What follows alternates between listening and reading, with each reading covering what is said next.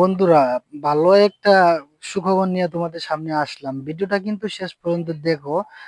না দেখলে কিন্তু কিছুই বুঝবা না ভাই। ফরিতে যাওয়ার আশা সবারই থাকে। আর ফরিতে যেতে হলে তোমার ফরিতে যাওয়ার জন্য কি কি করতে হবে সেটা কিন্তু তোমার যদি জানা না থাকে তাহলে জীবনেও সম্ভব হবে না।